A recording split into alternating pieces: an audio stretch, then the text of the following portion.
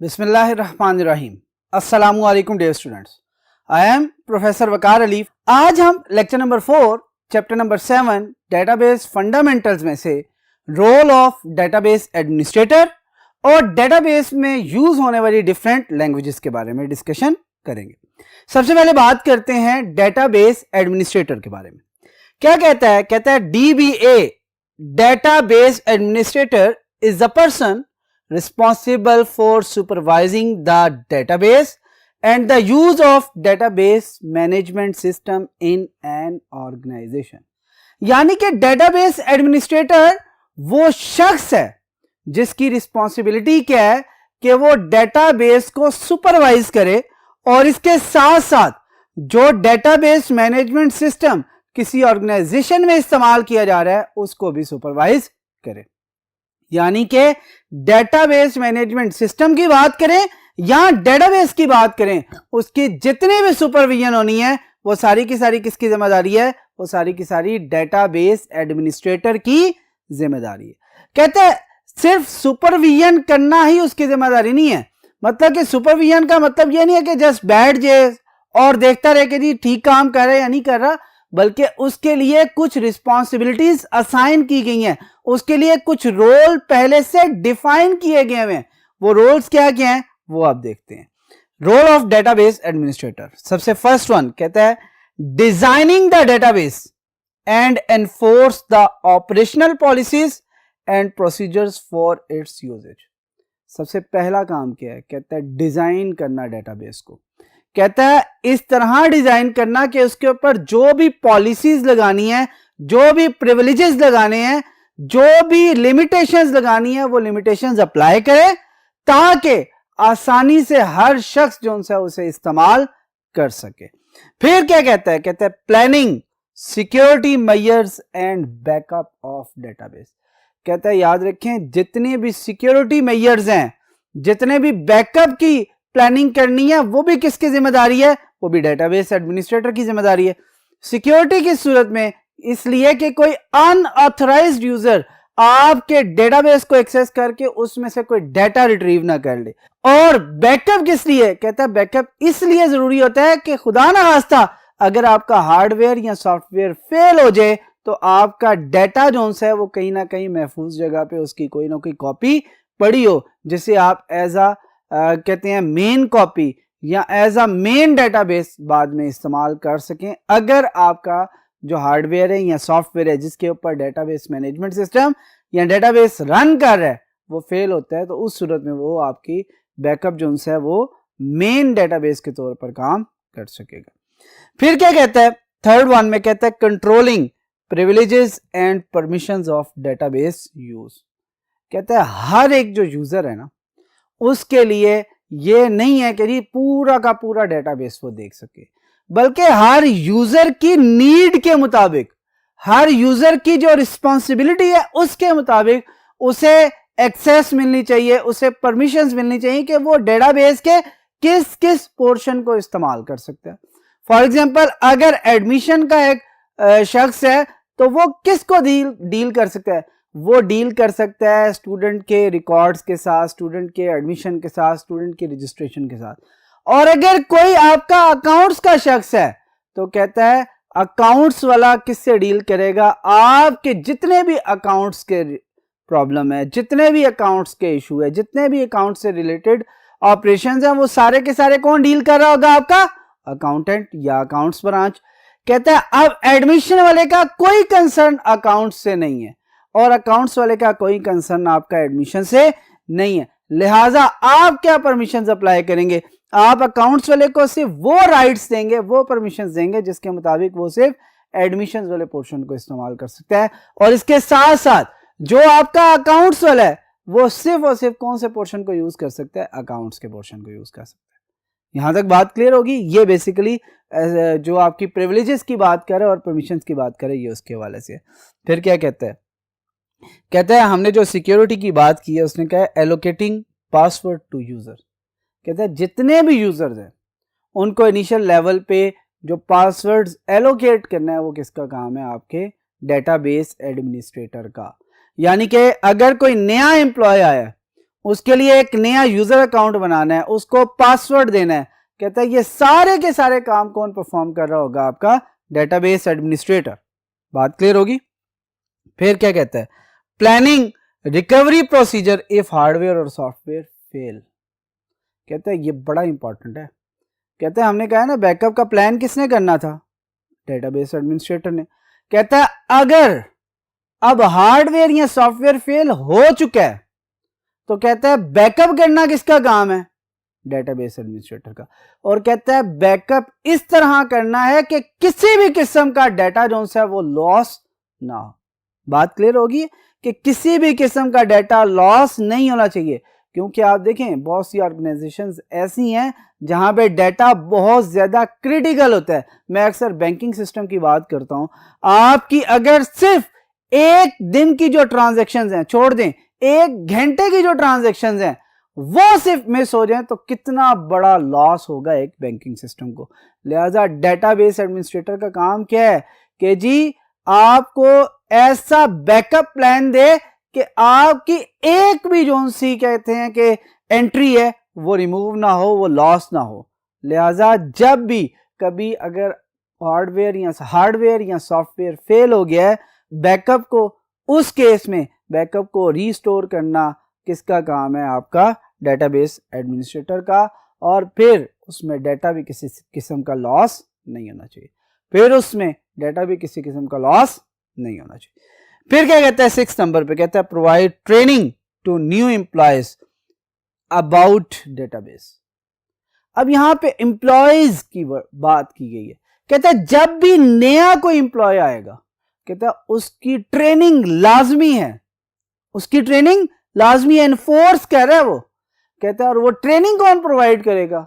Database administrator. यानी कि वो बताएगा कि ये डेटाबेस हम यहां पर इस्तेमाल कर रहे हैं, इसको किस तरह इस्तेमाल करना है ये बताना, इसमें आपके कौन कौन से राइट्स हैं ये बताना, आप किस किस पोर्शन को यूज कर सकते हैं ये बताना किसका काम है?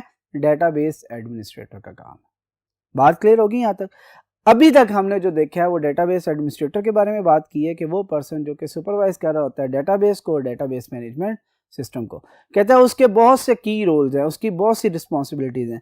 हमने 1 बाय 1 वो सारी रिस्पॉन्सिबिलिटीज भी चेक कर ली हैं, देख ली हैं, डिस्कस आपके साथ कर ली।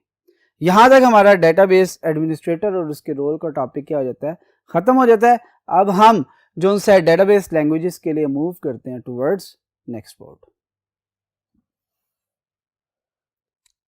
जी डियर स्टूडेंट्स, अब हम बात करेंगे डेटाबेस लैंग्वेजेस के हवाले से। डेटाबेस लैंग्वेजेस क्या है? कहता है जी database language is used to perform different operations on database. कहता है लैंग्वेजेस आपको पता है इंटरफेस का जरिया बनती है, इंटरेक्शन का जरिया है, ठीक है। वो भी स्पेशली आपकी जब डेटाबेस लैंग्वेजेस की बात की जाती है तो कहता है डेटाबेस के ऊपर जितने भी ऑपरेशंस परफॉर्म करने होते हैं वो यूजिंग डेटाबेस लैंग्वेजेस किए जा रहे होते हैं। फिर सेकंड बात क्या कहता है? The standard language used to access and manipulate is standard query language. कहता है डेटाबेस के अंदर से अगर आपने किसी डाटा को एक्सेस करना है या उस डाटा के ऊपर कोई ना कोई ऑपरेशन परफॉर्म करना है यानी कि मैनिपुलेट करना है, तो कहता है स्टैंडर्ड लैंग्वेज जो सी डेटाबेस की है वो कौन सी है? SQL यानी कि स्ट्रक्चर्ड क्यूरी लैंग्वेज। बात क्लियर हो गया? स्ट्रक्चर्ड क्यूरी लैंग्वेज ये वो लैंग्वेज है जो कि स्पेशली किसके लिए बनाई गई है? डेटाबेस के लिए बनाई गई है। यहां तक बात क्लियर होगी। और कहता है जो आपका रिलेशनल डेटाबेस है, कहता है उसके अंदर हम टाइप्स 3 डिफरेंट टाइप्स की लैंग्वेजेस को क्या कर रहे होते हैं? इस्तेमाल कर रहे होते हैं। यहां तक बात होगी क्लियर? कहता है वो 3 टाइप्स कौन कौन सी है? सबसे फर्स्ट वन है data definition language DDL, data manipulation language DML और डेटा कंट्रोल लैंग्वेज DCL। कहता है ये 3 बेसिकली वो टाइप्स हैं जो कि रिलेशनल डेटाबेस के अंदर इस्तेमाल की जा रही होती हैं डेटाबेस लैंग्वेजेस की। यहां तक बात क्लियर होगी। अब 1 बाय 1 इनको डिस्कस करते हैं। सबसे पहले बात करते हैं डेटा डेफिनेशन लैंग्वेज के हवाले से DDL। कहता है DDL used to define the structure of the database. क्या बात की है? कहता है स्ट्रक्चर को अगर डिफाइन करना है, स्ट्रक्चर डिजाइन करना है, तो कहता है उसके लिए जो आपकी लैंग्वेज इस्तेमाल की जा रही है वो कौन सी है? आपकी DL, डेटा डेफिनेशन लैंग्वेज। अब इसके बाद वो क्या कहता है some important task of DDL are as follows. कहता है इसमें जो मेन टास्क है वो क्या हो सकते हैं। एग्जाम्पल कहता है क्रिएट डेटाबेस ऑब्जेक्ट्स। कहता है कोई भी डेटाबेस का ऑब्जेक्ट क्रिएट करना। ऑब्जेक्ट वैसे हम बड़ी डिटेल में पढ़ेंगे चैप्टर नंबर 8 के अंदर, लेकिन मैं थोड़ा सा आपको तस्करा कर दूं। कहता है हमने क्या बात की थी, डेटाबेस के अंदर जो डाटा स्टोर हो रहा होता है वो किस फॉर्म में होता है, टेबल्स के अंदर। कहता है टेबल को क्रिएट करना, क्यूरीज को क्रिएट करना, फॉर्म्स को क्रिएट करना। कहता है ये तीन वो मेन अभी ऑब्जेक्ट बता रहा हूं जिनका ताल्लुक बहुत ज्यादा होगा। इसके साथ साथ रिपोर्ट्स, यानी कि 4 ऑब्जेक्ट की बात कर रहा हूं, टेबल, क्यूरीज, फॉर्म्स, रिपोर्ट, जिनका ताल्लुक हमारे इस डेटाबेस के पोर्शन के अंदर बहुत ज्यादा होगा। कहता है अब ये जो ऑब्जेक्ट हैं इनको अगर क्रिएट करना है तो कहता है आप कौन सी कमांड यूज करेंगे, आप क्रिएट की कमांड यूज करेंगे। और मैंने क्रिएट को स्पेशली रेड लेटर्स में लिखा है और सारे के सारे अपर केस में, यानी कि कमांड्स ये जो आपकी डेटाबेस की होती हैं ये किस लैंग्वेज में लिखी जा रही होती हैं, ये किस केस में लिखी जा रही होती हैं, ये सारी की सारी कमांड अपर केस लेटर यानी कि कैपिटल लेटर्स में लिखी जा रही होती है। यहां तक बात क्लियर होगी। कहता है अगर आपने ऑब्जेक्ट क्रिएट करना है तो क्रिएट कमांड, अगर उस डेटाबेस के स्ट्रक्चर को मॉडिफाई करना है तो अल्टर की कमांड। अल्टर का वर्ड अल्ट्रेशन से निकला हुआ। हम कहते हैं ना कपड़ों की अल्ट्रेशन करवानी है, इसका क्या मतलब है, हम कहते हैं कि जी हमने कपड़ों की मॉडिफिकेशन करवानी है, उसमें कोई चेंज करवानी। तो कहता है यहां पर भी अगर आप डेटाबेस के स्ट्रक्चर में कोई चेंज करना चाह रहे हैं तो आप कौन सी कमांड यूज करेंगे, आप अल्टर की कमांड यूज करेंगे। और लास्ट में कहता है अगर आप किसी डेटाबेस ऑब्जेक्ट को रिमूव करना चाह रहे हैं तो आप कौन सी कमांड यूज करेंगे, आप ड्रॉप की कमांड यूज करेंगे। जैसे कि हम कहते हैं ना टीम से ड्रॉप कर दिया है फलां प्लेयर को, इसका क्या मतलब है, इसका मतलब यह है कि उससे क्या कर दिया, निकाल दिया है उसे टीम से। फॉर द टाइम बिंग बेशक निकाला है, लेकिन क्या किया है, उस टीम में से उसको ड्रॉप करने का मतलब यह है उसे टीम से निकाल दिया गया। यानी कि अब हमें समझ आ गई कि डेटा डेफिनेशन लैंग्वेज के अंदर हमारे पास 3 ही कमांड्स हैं जो कि यूज की जा रही होती हैं। एक आपकी क्रिएट की कमांड है जो कि कोई नया डेटाबेस ऑब्जेक्ट क्रिएट करने के लिए यूज की जाती है। ऑल्टर की कमांड स्ट्रक्चर को जो उनसे मॉडिफाई करने के लिए यूज की जाती है। और ड्रॉप की कमांड किसी डेटाबेस ऑब्जेक्ट को रिमूव करने के लिए इस्तेमाल की जाती है। यहां तक बात क्लियर होगी। अब हम मूव करते हैं टुवर्ड्स नेक्स्ट बोर्ड, जो रिमेनिंग आपकी लैंग्वेजेस की टाइप्स हैं उनको डिस्कस करते हैं। जी dear students, data definition language के हवाले से हम कंप्लीट डिस्कशन कर चुके हैं। अब हम बात करते हैं डेटा मैनिपुलेशन लैंग्वेज के हवाले से। कहते हैं data manipulation language DML use की जाती है to manipulate the data in a database. कहता है डेटाबेस का स्ट्रक्चर बन चुका है, डेटाबेस के ऑब्जेक्ट्स बन चुके हैं, टेबल्स, फॉर्म्स, क्यूरीज, रिपोर्ट, सारी चीजें डिजाइन की जा चुकी। अब हमने क्या करना है, हमने डेटा के ऊपर वर्किंग करनी है। हमने मैनिपुलेट किसको करना है, डेटा, वो डेटा जो कि उन डेटाबेस ऑब्जेक्ट्स के अंदर स्टोर है। और याद रखें डेटाबेस का जो ऑब्जेक्ट डेटा को स्टोर करता है वो सिर्फ और सिर्फ एक ही है, वो क्या है, टेबल। यानी कि डेटाबेस के अंदर, खासकर रिलेशनल डेटाबेस के अंदर, आपका जो डेटा स्टोर हो रहा होता है वो किस फॉर्म में हो रहा होता है, वो in the form of tables हो रहा होता है, यानी कि रोज और कॉलम्स की फॉर्म में। कहता है अब हमने क्या करना है, उस डेटा को मैनिपुलेट करना है, यानी उसके ऊपर डिफरेंट फंक्शंस परफॉर्म करवाने। तो कहता है उसके लिए कुछ जो उनसे टास्क हैं और कमांड्स हैं वो देखते हैं कौन कौन सी हैं। वो क्या कहता है, some important task of DML are as follows. For example अगर आपने कोई नया डेटा ऐड करना है डेटाबेस के अंदर तो आप कौन सी कमांड यूज करेंगे, इंसर्ट। यानी कि इंसर्ट का क्या मतलब है, आप टेबल के अंदर कुछ नया क्या कर रहे हैं, इंसर्ट कर रहे हैं। फिर रिट्रीव करेंगे, यानी कि कहीं से कोई तलाश करके लाएंगे, सर्च करके लाएंगे। कहता है उसके लिए आपकी कमांड क्या है, सिलेक्ट की कमांड है। सिलेक्ट, बात करें आप क्या करेंगे, सिलेक्ट करेंगे किसी सिनेरियोस की बेस पे, किसी भी जो सा मैं कह सकता हूं क्राइटेरिया की बेस पे आप सिलेक्ट कर सकते हैं। फिर कहता है कि अगर आपका जो एग्जिस्टिंग डाटा है उससे आप मॉडिफाई करना चाह रहे हैं तो उसके लिए जो कमांड यूज करेंगे वो आपकी क्या होगी, अपडेट। क्योंकि डाटा को जब भी चेंज किया जाता है तो इसका मतलब है हमने डाटा को अपडेट कर दिया। अपडेट का मतलब है अप टू डेट, यानी कि अगर किसी स्टूडेंट का एड्रेस चेंज हुआ और मैंने उसे क्या किया, मॉडिफाई कर दिया, तो इसका मतलब है मैंने उसे अपडेट कर दिया। और फिर कहता है अगर आपके पास कोई ऐसा डाटा है जिसे आप वहां से रिमूव करना चाह रहे हैं, डिलीट करना चाह रहे हैं, तो उसके लिए जो कमांड इस्तेमाल कर रहे होंगे वो कौन सी होगी, आपकी डिलीट की कमांड आप इस्तेमाल कर रहे होंगे। यहां तक बात क्लियर होगी। कहता है कोई नया डाटा ऐड करना है तो इंसर्ट, अगर आपने कोई डाटा रिमूव करना है तो डिलीट, अगर कोई डाटा आपने सिलेक्ट करना है यानी कि रिट्रीव करना है, सर्च करना है तो सिलेक्ट, और अगर आपने डाटा को मॉडिफाई करना है तो कौन सी कमांड, अपडेट की कमांड यूज की जाएगी। यानी कि डीएमएल के अंदर आपकी 4 मेन कमांड्स जो सी इस्तेमाल हो रही होती हैं, जिसमें पहली इंसर्ट, सिलेक्ट, फिर आपके पास जो है अपडेट, और लास्ट में आपके पास डिलीट। ये 4 कमांड्स बहुत ज्यादा इंपॉर्टेंट है डाटा मैनिपुलेशन लैंग्वेज के हवाले से। यहां तक बात क्लियर होगी।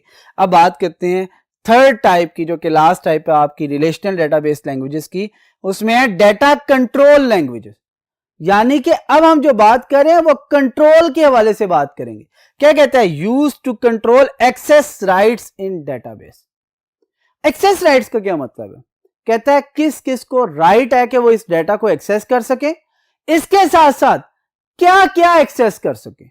यानी कि अगर कोई यूजर है तो उसे क्या राइट्स दिए हैं, डेटाबेस एडमिनिस्ट्रेटर के बारे में कहा था ना कि वो क्या करता है, वो राइट्स देता है, परमिशंस देता है कि कौन सा यूजर कौन सा पोर्शन ऑफ द डेटाबेस इस्तेमाल करेगा। तो कहता है ये डीसीएल के जरिए वो कमांड्स दे रहा होता है, यानी कि वो ये बताता है कि कौन सा पार्ट या कौन सा पोर्शन ऑफ द डेटाबेस जो है वो कौन इस्तेमाल कर सकता है, किसको कितने एक्सेस है। यानी कि एक अगर आपका डेटाबेस एडमिनिस्ट्रेटर है, ठीक है, तो उसको तो तमाम की तमाम एक्सेस है, लेकिन अगर सिर्फ अकाउंट्स वाला है तो उसे क्या करेंगे, सिर्फ अकाउंट से रिलेटेड।